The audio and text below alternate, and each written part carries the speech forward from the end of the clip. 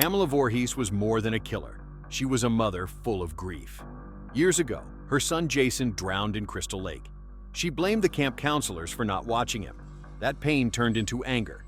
When the camp reopened, she wanted revenge on anyone she thought was guilty. Alice Hardy, an art student and counselor, had seen her friends killed one by one. She was tired and scared, sitting on the sandy shore. The moonlight made the lake shine silver. Suddenly, Pamela appeared with a machete, her face full of rage. She lunged at Alice. Alice tried to fight back with a paddle, but Pamela was too strong. They fell to the ground, struggling. Alice scratched and bit to survive. Then Alice saw it. The machete was on the sand. Her heart raced as she grabbed it. Pamela looked up, her eyes wide in shock. Alice swung the blade. It hit Pamela's neck. There was a sickening sound. Her head came off. Her hands moved for a moment. Then she fell. Silence filled Crystal Lake, broken only by the water. Alice was alive but shaken. The mother's rage was gone, but the night was not over, and counselors are about to meet a terrible fate. Jack and Marcy came to Camp Crystal Lake excited for a fun summer. Jack was a carefree teen and Marcy was his playful girlfriend. They did not know the camp had a dark past. Years ago, a boy named Jason drowned there. His mother, Pamela Voorhees, blamed the careless counselors. She had waited years to punish anyone who made the same mistake. That night, a storm shook the old cabin. The couple went inside for privacy. The air felt heavy and tense. Upstairs, Ned's dead body hid in the shadows, a silent warning. Marcy left for the bathroom, leaving Jack alone. He leaned back, relaxed and unaware of the danger. Suddenly, a hand shot out from under the bed. Jack's throat was pierced by a sharp object. Blood spurted. His body twitched, then went still. Marcy, hearing a noise, spun around in the flickering light. Pamela's dark figure appeared, swinging an axe. The blade struck Marcy's face. Her scream froze in the air. She was gone. The cabin was silent, but the terror of the camp was far from over. The stage was set for the girl who had survived the first massacre and now faced a new nightmare. Alice Hardy thought she had survived the nightmare of Camp Crystal Lake. She was an art student and a strong young woman, but the memory of Pamela Voorhees' killings still haunted her. 2 months after killing Pamela, Alice tried to live a normal life at home. She felt safe, but danger was waiting. In her kitchen, Alice opens the fridge. On the top shelf, she sees Pamela's old, rotting head. Its eyes are wide, mouth open in a silent scream. Alice freezes in shock. She screams, her voice full of fear. Suddenly, Jason Voorhees jumps from the shadows. He wraps his arm around her neck. Alice cannot move. Jason drives an ice pick into her temple. The blow is fast and deadly. Alice falls to the floor, dead. Her cat watches quietly, the kitchen now full of silence. Jason takes Alice's body and places it at the base of his mother's shrine. His first revenge is complete, and the terror has only just begun. Now, Ginny and Jason will face the looming shadow of the lake. Ginny Field was smart and brave. She studied child psychology and thought she could trick Jason by pretending to be his mother, Pamela Voorhees. She wanted to survive after all the killings at Camp Crystal Lake. The scene starts with Ginny running through the dark woods. She is scared. Jason Voorhees is behind her, quiet and dangerous. She sees a small, broken shack and runs inside. The room is strange and scary. Candles flicker. On a small altar sits Pamela's old, rotting head. Ginny stops and stares, frozen in fear. Quickly, she puts on Pamela's old sweater. She talks in a soft, calm voice, like she is Jason's mother. Jason hesitates, tilting his head. For a moment, it seems Ginny might trick him. Then he sees his mother's head on the altar. He gets angry and lunges at her. Ginny swings a machete and hits his shoulder. Jason stumbles back. Ginny and Paul run into the woods. They reach the cabin and think they are safe.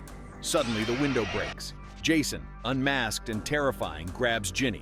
She is taken in an ambulance, alive but scared. Pamela's head stays on the altar, a warning that the horror is not over. Shelley, Chuck, and Chili all meet brutal ends at Higgins Haven, each death feeding Jason's unstoppable rage. Shelley Finkelstein was the prankster of the group. He was shy, not very confident, and always felt left out. To hide this, he played tricks and wore masks to get laughs, or at least some attention. That night, he put on a hockey mask, hoping to scare Vera. But instead of a laugh, he found Jason waiting in the barn. Jason cut Shelley's throat and left him bleeding.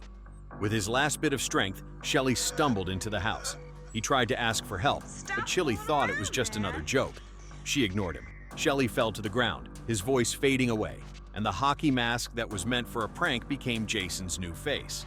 Chuck and Chili were a couple who just wanted to relax, smoke, and enjoy their weekend. When the lights went out, Chuck went to the basement to fix the fuse box. He got the power back, smiling at his work, but Jason was behind him.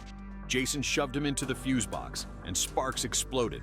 Chuck shook violently, screaming until his body gave up and went still. Chili's death was brutal.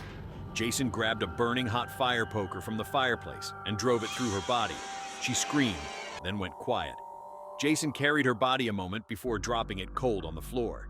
Jason's killing spree wasn't slowing. Somewhere nearby, Allie was about to learn that fighting back would only make his death even more brutal. Allie was not like most of Jason's victims.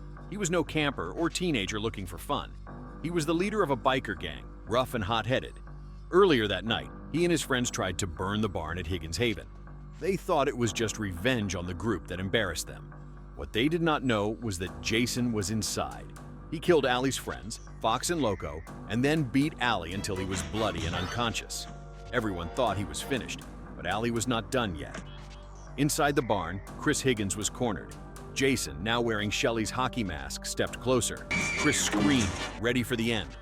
That is when Allie stumbled back into the fight. He was weak and covered in blood, but he shouted and threw himself at Jason. For a short moment, it looked like he might save her. Jason ended it fast. He chopped off Allie's hand with a machete. Then he struck again and again until Allie stopped moving. His screams echoed through the barn before silence took over. But Allie's pain gave Chris her chance. While Jason was busy, she found an axe. The battle between girl and monster was about to begin. Jason Voorhees meets what looks like his second death inside the old barn at Higgins Haven. Dr. Axel and Nurse Morgan never expected their quiet hospital shift to end in blood. After the massacre at Crystal Lake, Jason Voorhees was brought in, believed to be dead. His body was stored in the hospital morgue. But Jason is never truly gone. The scene begins with the doctor, Axel, watching late-night television while flirting with Nurse Morgan. The mood is light, almost careless. They treat Jason's body as nothing more than another corpse on a slab. This mistake will cost them both. As Axel leans back in his chair, Jason suddenly moves. With shocking speed, Jason grabs a surgical saw and slices deep across Axel's throat. Blood sprays. The doctor's face twists in horror before his body slumps lifelessly to the floor. The nurse, frozen in shock, tries to escape. Her screams echo through the cold, sterile halls, but Jason is already behind her. He seizes her by the neck, forcing her back against the wall. In one violent strike, his scalpel drives straight into her chest. Her cries fade to silence as her body goes limp in his grip. The hospital becomes another graveyard, but Jason's blood-soaked path is far from finished, and the true test of his strength waits with young Tommy Jarvis. Jason Voorhees meets his most brutal end in Friday the 13th, the final chapter. After escaping the morgue and slaughtering everyone in his path, Jason finally comes face to face with Trish Jarvis and her younger brother, Tommy. Their home becomes the final battlefield. The fight begins when Jason smashes through the door after Trish. She grabs a machete and tries to fight back, but Jason's strength is overwhelming. He throws her down and begins choking her. Upstairs, young Tommy has a desperate idea.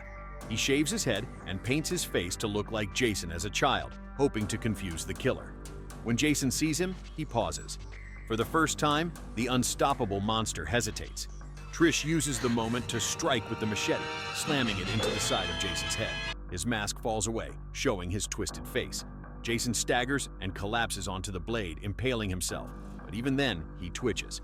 Tommy, fueled by rage and terror, grabs the weapon and hacks Jason again and again, screaming until Jason finally stops moving. The nightmare feels finished, but another masked killer waits in Friday the 13th. A new beginning.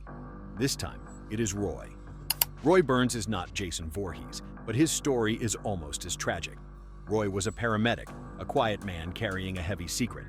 The boy Joey, killed earlier at the youth center, was his son. Roy had been absent as a father, and when Joey died so brutally, something inside him broke. To carry out his revenge, he put on a hockey mask and became a fake Jason, punishing anyone he blamed for his loss. His bloody path ends in a barn during a storm. Pam, young Reggie, and Tommy Jarvis hide inside, desperate to survive. Jason's shadow enters, but this time it is Roy behind the mask. He chases Tommy, striking him with the machete, forcing him to the ground. Tommy stabs Roy in the leg and climbs for safety, but the killer follows. Pam and Reggie fight back from the loft, kicking, pushing, doing anything to stop him. The struggle is fierce until Reggie and Pam shove him off balance. Roy falls. The landing is brutal. His body slams onto the metal harrow below, spikes tearing through him. He twitches, then goes still. But evil doesn't rest. Dr. Cruz was a manipulative psychiatrist who used Tina Shepard's pain for his own selfish plans. Instead of helping her with her powers, he pushed her harder, hoping to gain fame from her suffering. Worst of all, he even sacrificed Tina's mother, letting Jason kill her so he could save himself. That choice sealed his fate. Now he runs through the woods at night, chased by the true terror of Crystal Lake. His breath is heavy, his eyes wide with fear. Every branch snaps under his feet as Jason follows with slow, steady steps. Then the sound cuts through the air. A weed whacker roars to life, its spinning blade shining in the dark.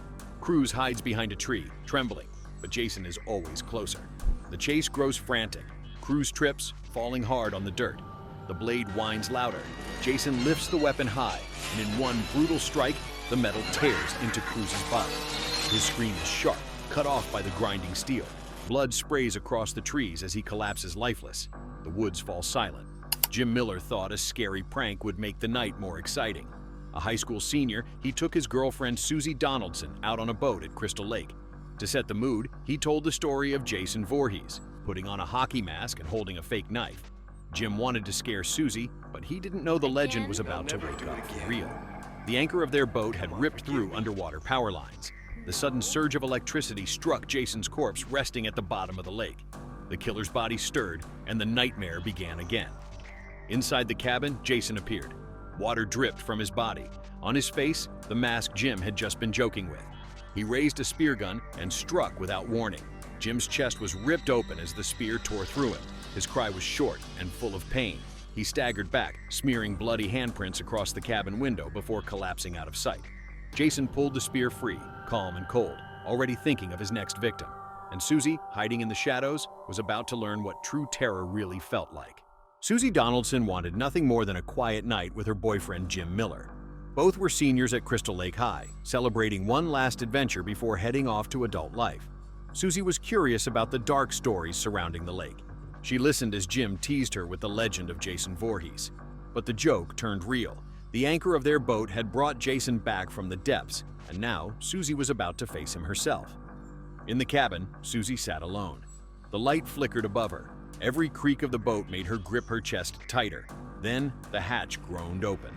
Standing in the shadows was Jason, drenched and massive, the hockey mask glaring down at her. He held a spear gun, its steel tip catching the dim glow. She screamed. Her voice shook the walls of the tiny space, pleading, crying, begging for mercy. Jason never spoke. He raised the weapon and fired. The spear ripped into her chest, silencing her instantly.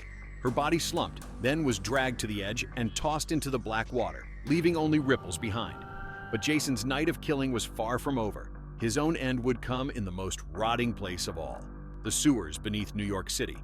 Jason Voorhees had returned again, this time dragged back to life by electricity in Crystal Lake. No longer just a man, he was a rotting, water-soaked monster. He climbed aboard the SS Lazarus and slaughtered nearly everyone on it. Only Rennie Wickham and Sean Robertson survived, chased through New York City until they were driven into the sewers. The tunnels were cold, wet, and endless. Rennie and Sean stumbled through them with Jason right behind. His mask had been knocked away, showing his twisted face. His steps echoed in the dark, steady and heavy, like death itself. They found a ladder, their only way up. Jason closed in, his hands reaching. That's when Rennie grabbed a barrel of toxic waste and hurled it at him. The acid splashed across flood. A roaring wave of sewage smashed through the tunnel, slamming into Jason and dragging him under. His body writhed, then sank into the filth.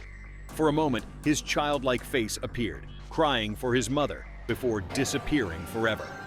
Now death would return in a morgue in Jason Goes to Hell, the final Friday, 1993. Jason Voorhees was finally destroyed. At least, that is what the FBI thought. His body was blown apart in a storm of bullets and explosions. What they didn't know was that Jason's true evil lived on inside one thing, his still beating heart. That heart ended up on a tray in a morgue. Coroner Phil was the unlucky man standing over it. At first, it was just another body to him, but the heart throbbed louder and louder, almost pulling him in. His eyes glazed, his hands shook. Then, in a trance, he shoved the pulsing organ into his mouth and swallowed. The screams that came out of him didn't sound human. Jason had taken over. The assistant coroner entered, joking and complaining about working late. He never stood a chance. Phil grabbed him, slammed his head into metal, then tore his throat open with a surgical tool. The FBI agents outside heard the chaos. They rushed in. Phil met them head-on, breaking bones and cutting them down in seconds. The morgue floor was left dripping red. Jason Voorhees had found a new way to live, wearing another man's body. But his stolen life would soon face its own violent ending. Jason Voorhees, the most feared killer of Crystal Lake, finally meets his match here. After years of bloodshed, the FBI sets a trap. They use a young female agent as bait, placing her alone in a cabin. Jason, drawn by instinct, cannot resist the hunt. The woman steps into the quiet cabin, acting vulnerable. The floor creaks, the air is heavy. Then Jason bursts from the shadows. His machete swings, his mask gleams in the dark. She stumbles out the door, running into the woods while Jason follows close behind. His heavy steps crush the silence, every second pulling him nearer. She reaches a clearing. Suddenly, floodlights blast the night sky. Jason stops, confused. The woods erupt with gunfire as hidden agents open fire from every side. Bullets tear through him, but he keeps moving, unstoppable. Then the final order is given.